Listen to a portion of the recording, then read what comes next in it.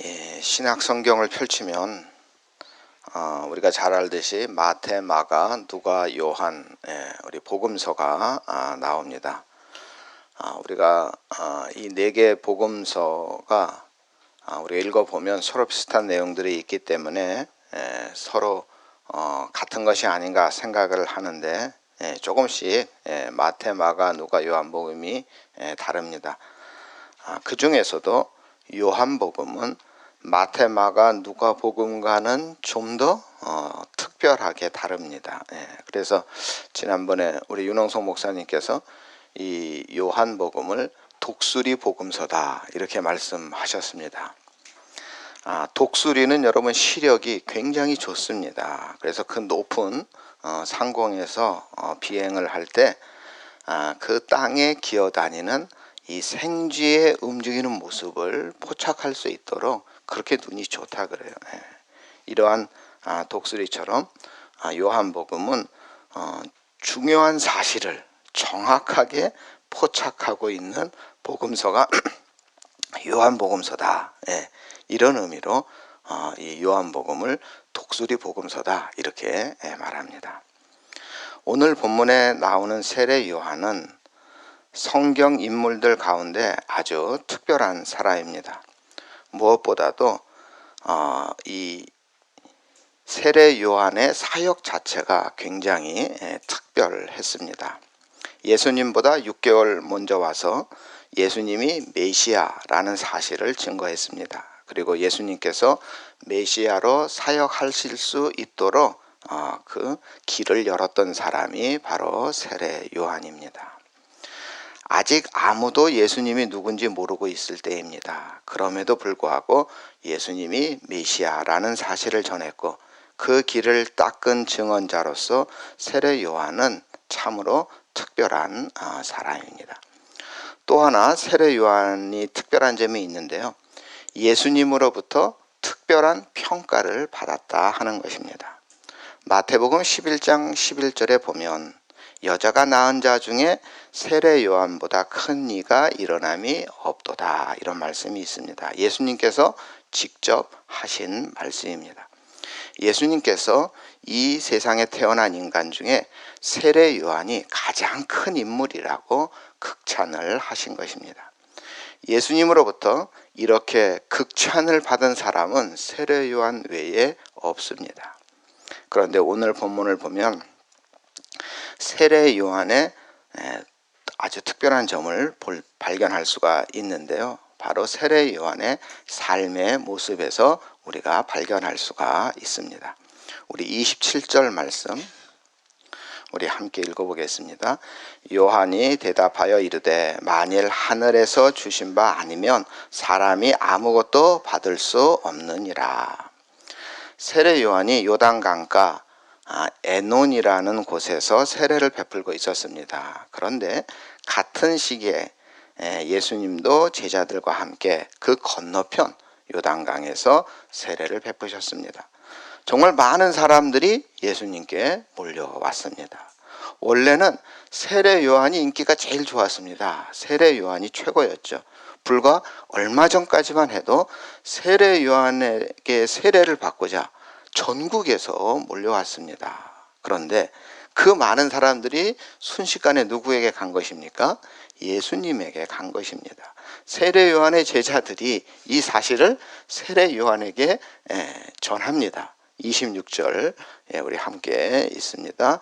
그들이 요한에게 가서 이르되 라삐여 선생님과 함께 요단강 저편에 있던 이 곧 선생님이 증언하시던 이가 세례를 베풀매 사람이 다 그에게로 가더이다. 우리 이 26절을 보면 세례 요한의 제자들이 얼마나 속상한가 그것이 드러나는 말씀이 26절이에요. 이 세례 요한의 제자들의 불편한 마음이 내포되어 있어요. 세례 요한의 제자들이 뭐라 그러느냐? 세례 요한이 예수님을 메시아라고 증언했던 그 예수님에 대해서 인정하고 싶지 않은 마음이 여기 들어가 있어요.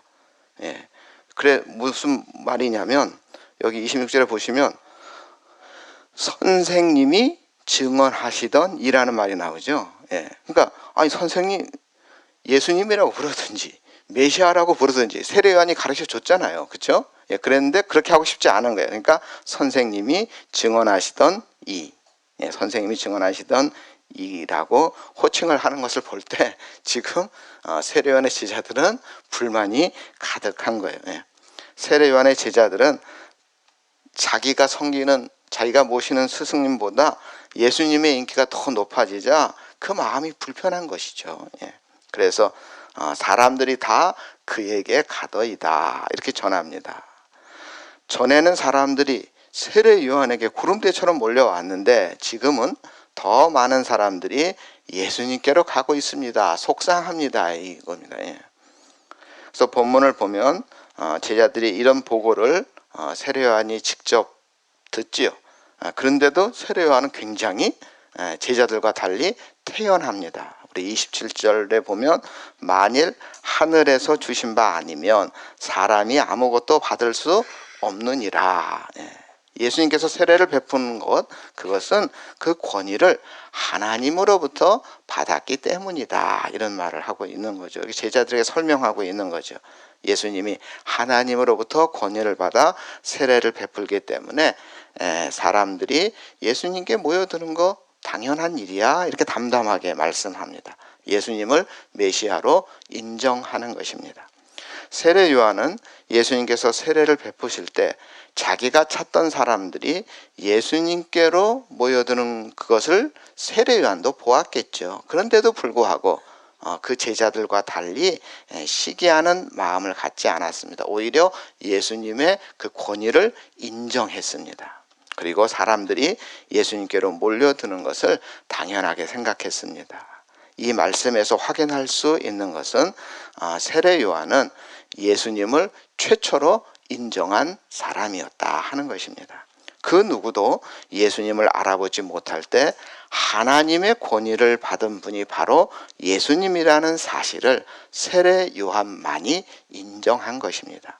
바로 이 점을 예수님께서 특별히 보시고 여자가 낳은 자 중에 세례 요한보다 큰 자가 없다 이렇게 극찬을 하신 것입니다. 요즘에 보면 역사를 왜곡하는 분들이 많아서 제가 속상한 마음을 가질 때가 있는데, 그래서 제가 시간이 날 때마다 이 역사 관련 공부를 합니다. 뭐 유튜브도 보고 여러 가지 글들도 보고 블로그도 보고 이렇게 역사 공부를 하는데, 얼마 전에 놀라운 사실을 하나 발견했어요. 이순신 장군에 대해서 일본 해군 제독의 평가가 있었더라고요. 그래서 제가 깜짝 놀랐습니다. 일본 사람들이 제일 존경하는 해군 제독이 있어요. 도고 제독이라는 분인데, 도고 헤이하치로 뭐 이런 이름을 가진 분인데, 이분이 어떤 분이냐면 러일 전쟁 때 세계 최강이라고 그때 불렸던 발틱 함대와의 전투에서 승리로 이끌었던 분입니다. 그 누구도 그 당시에는 일본이 러시아를 이길 거라고 생각하지 못했습니다. 그런데 일본이 이긴 거죠. 이 주역이 바로 이 도고라는 제독입니다. 이 전 세계가 놀랐죠.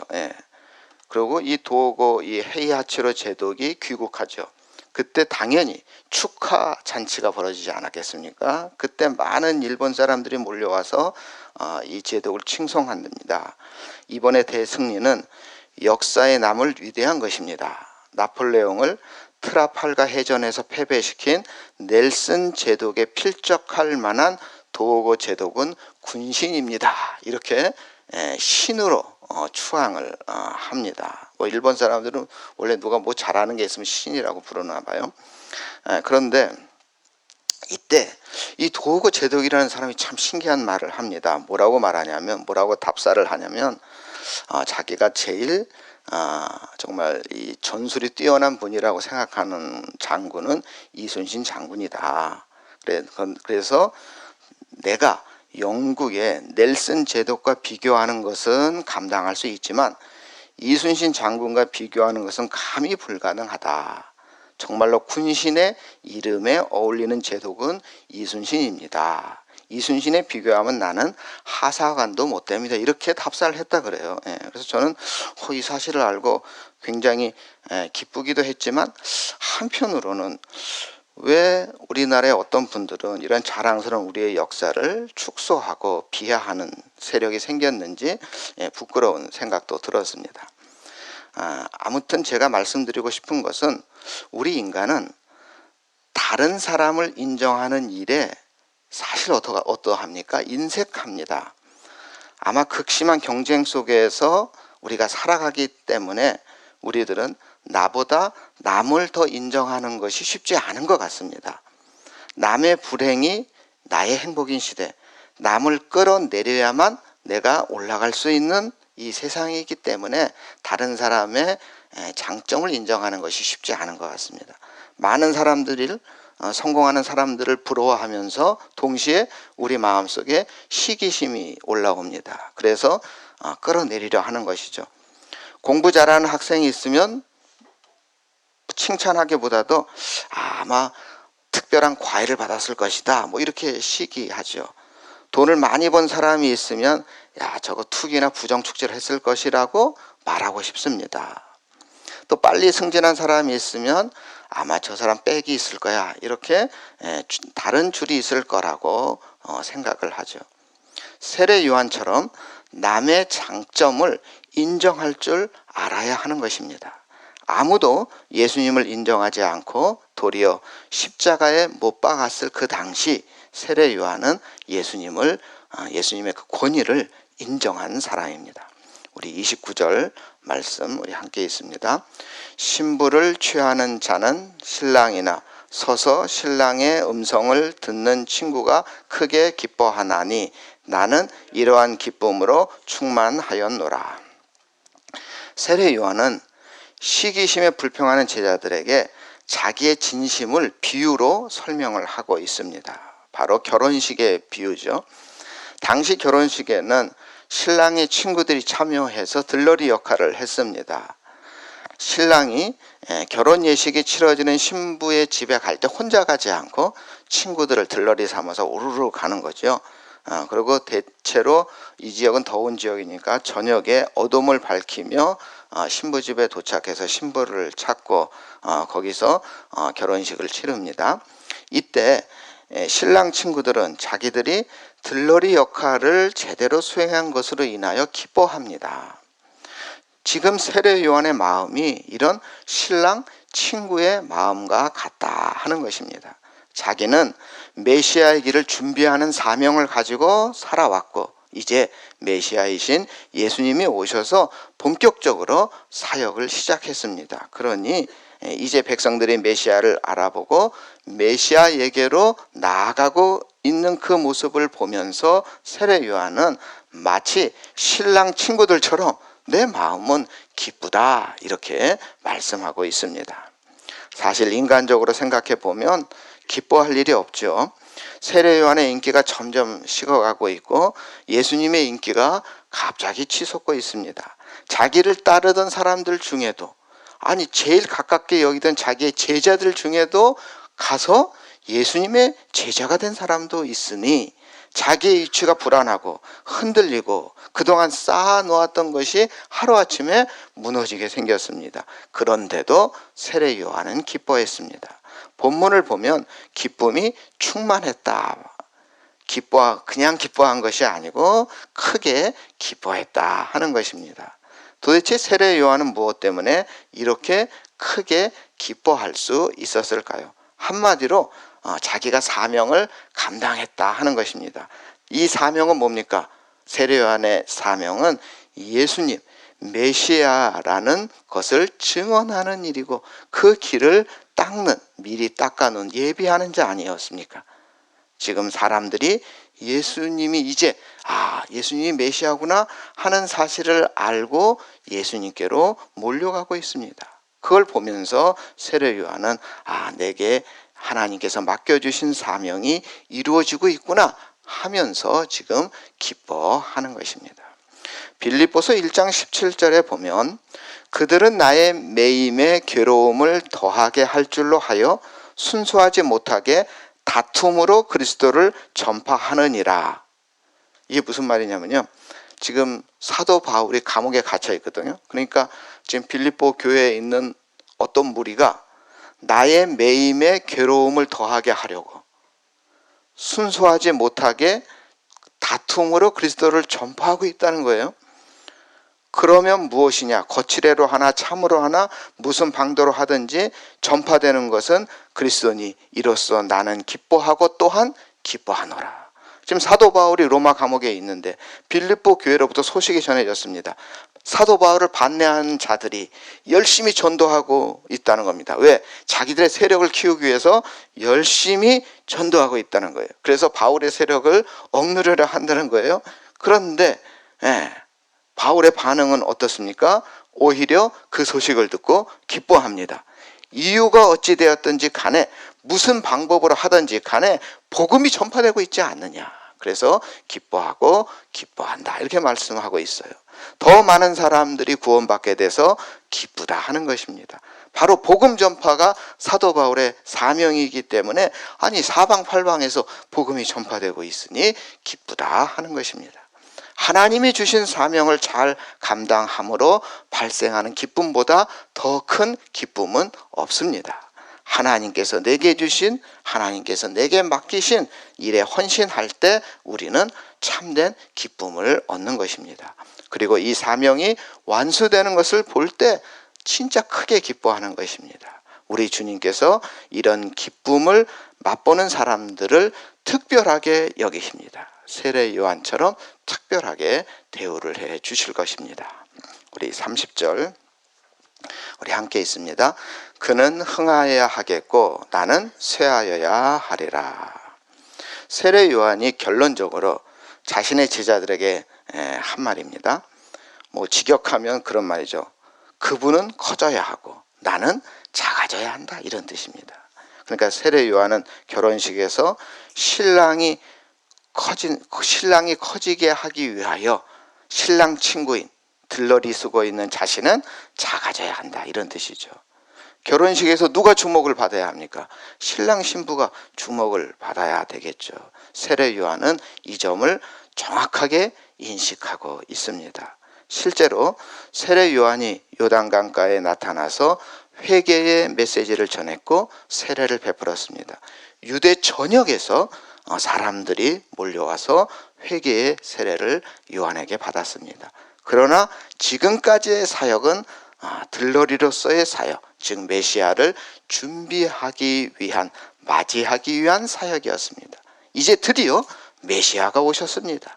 이제는 메시아가 직접 메시지를 전하고 메시아가 본격적으로 세례를 베푸십니다. 당연히 들러리의 사역은 끝나야 합니다. 더 이상 집중받으면 안 됩니다.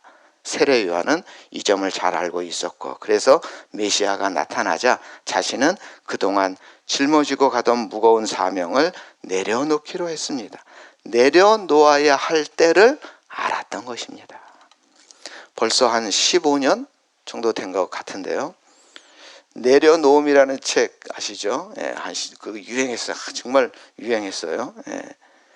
이 참 베스트셀러인데, 이 내려놓음이라는 말은 포기라는 말과 비슷해 보이지만 달라요.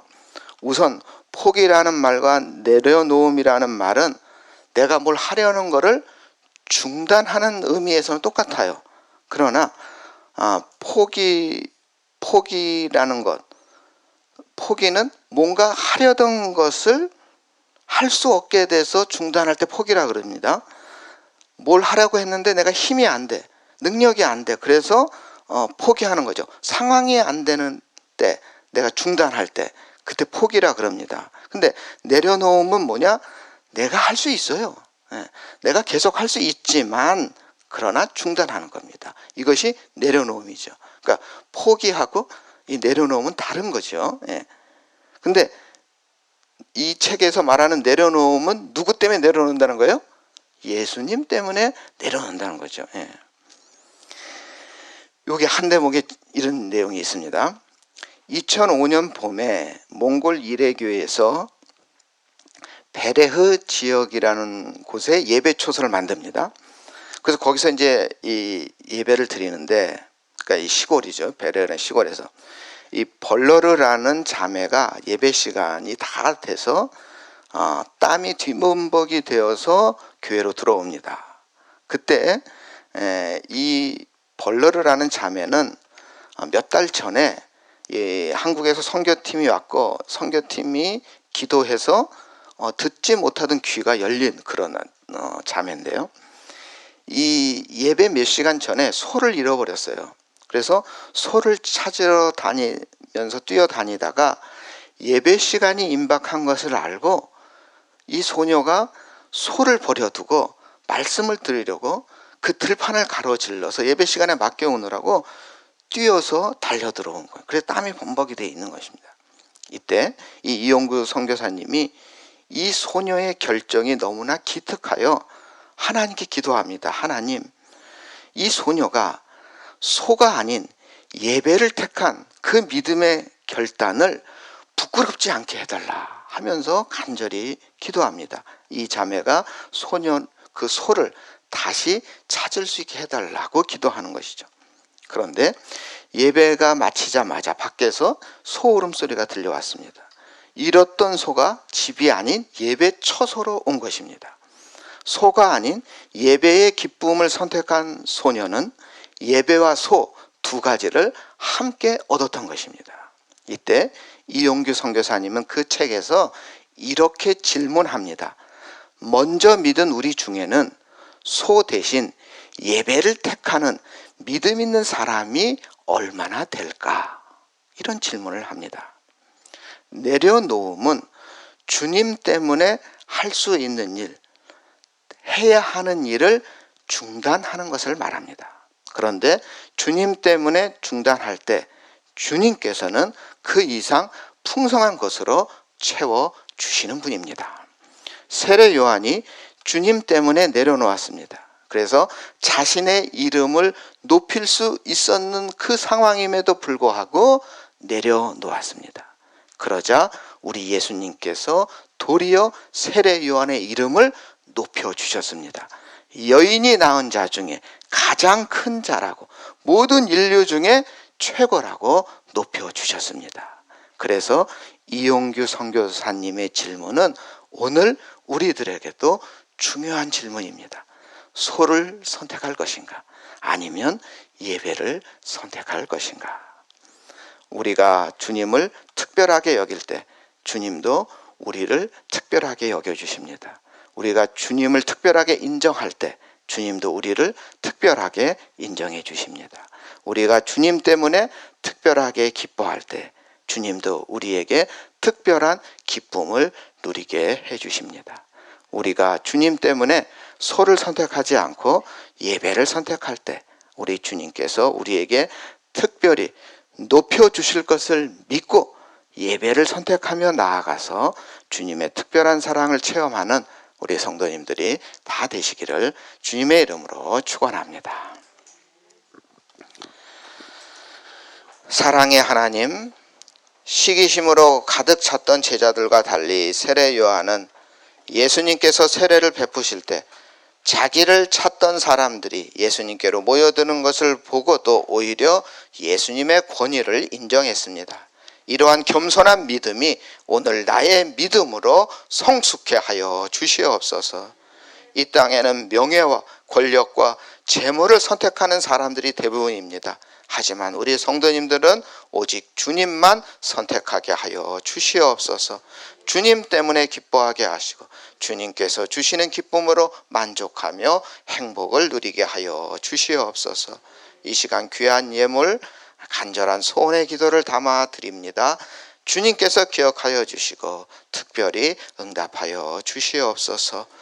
먼저 예배를 선택하며 나아가는 우리 성도님들에게 특별한 은혜 높이 부어주시사 건강한 복을 허락하여 주시고 자녀들이 번성하는 특별한 믿음의 가정들이 다 되게 하여 주시옵소서.